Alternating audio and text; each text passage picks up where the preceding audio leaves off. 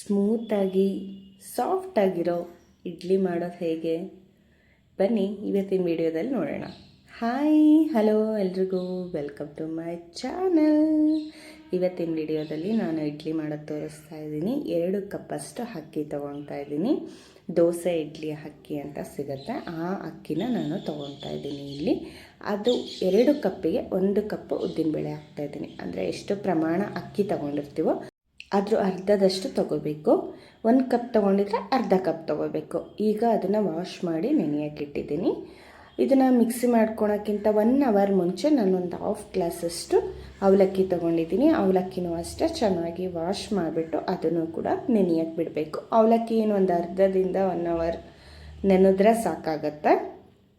ಈಗ ನಾನು ಇದನ್ನು ಮಿಕ್ಸಿ ಮಾಡ್ಕೊತೀನಿ. ಆಲ್ಮೋಸ್ಟ್ ಈ 6 to 8 ಅವರ್ಸ್ ನೆನೆಸಿದ್ರೆ ಸಾಕಾಗತ್ತೆ.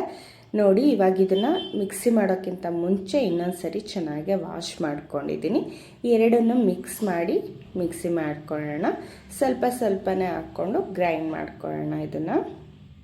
ಇದಕ್ಕೆ ಇನ್ನೇನು ಹಾಕ್ಕೊಂಡು ಗ್ರೈಂಡ್ ಮಾಡ್ಕೊಳೋದು ಬೇಡ.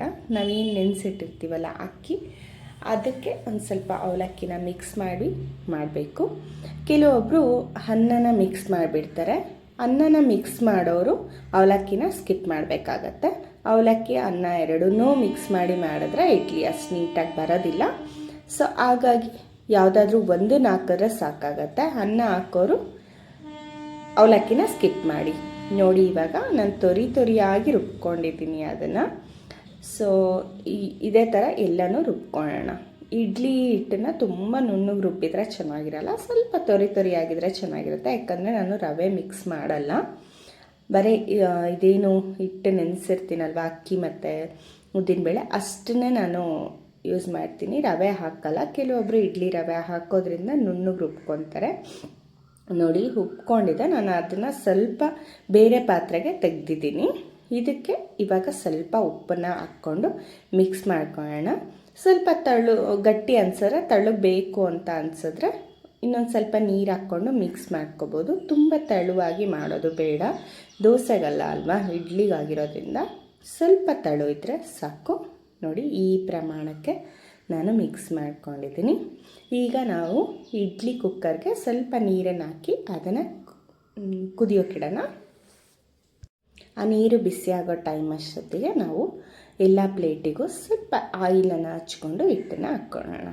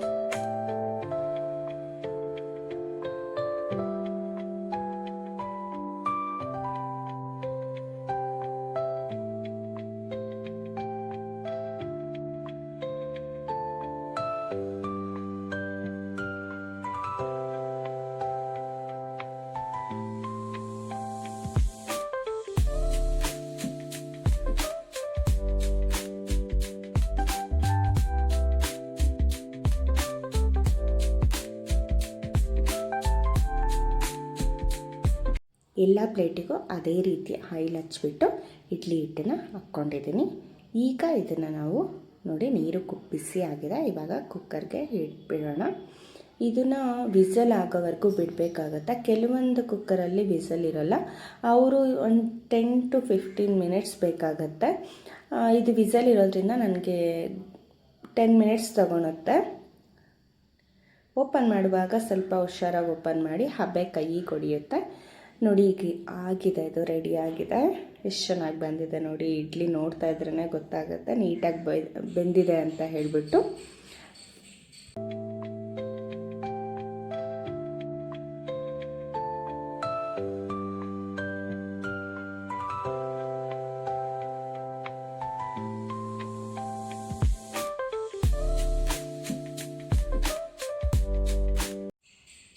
ಈಗ ಇಡ್ಲಿನ ತೆಗೆಯೋಣ ಅನ್ನೋದನ್ನೇ ನೋಡಿ ಎಷ್ಟು ನೀಟಾಗಿ ಬರುತ್ತೆ ಅಂತ ಹೇಳಿಬಿಟ್ಟು.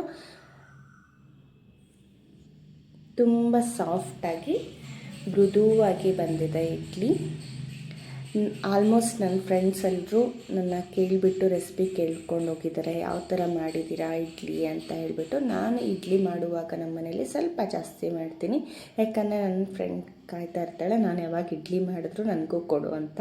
ನೋಡಿ ತಳ ಒಂಚೂರೂ ಹತ್ತಿಲ್ಲ ಈ ಥರ ಪ್ರೊಸೀಜರ್ ಮಾಡೋದ್ರಿಂದ. ಇಡ್ಲಿನೂ ಕೂಡ ತುಂಬ ಸಾಫ್ಟಾಗಿ ಸ್ಮೂತಾಗಿ ಬಂದಿದೆ. ಹಾಗೆ ತಿಂತಾ ಇದ್ರೇ ಬಾಯಲ್ಲಿ ಕರ್ಗೋಗುತ್ತೆ, ಅಷ್ಟು ಚೆನ್ನಾಗಿ ಬಂದಿರುತ್ತೆ ಇಡ್ಲಿ. ಈ ಥರ ನೀವು ಒಂದ್ಸರಿ ಟ್ರೈ ಮಾಡಿ ನೋಡಿ. ಸಾಂಬಾರ್ ಚಟ್ನಿ ಜೊತೆ ತಿಂತಾ ಇದ್ದರೆ ಸಕ್ಕತ್ತಾಗಿರುತ್ತೆ ಮಾತ್ರ. ನೀವು ಒಂದ್ಸರಿ ಟ್ರೈ ಮಾಡಿ ನನಗೆ ಕಮೆಂಟಲ್ಲಿ ತಿಳಿಸಿ ಯಾವ ಥರ ಬಂತು ಅಂತ ಹೇಳಿಬಿಟ್ಟು.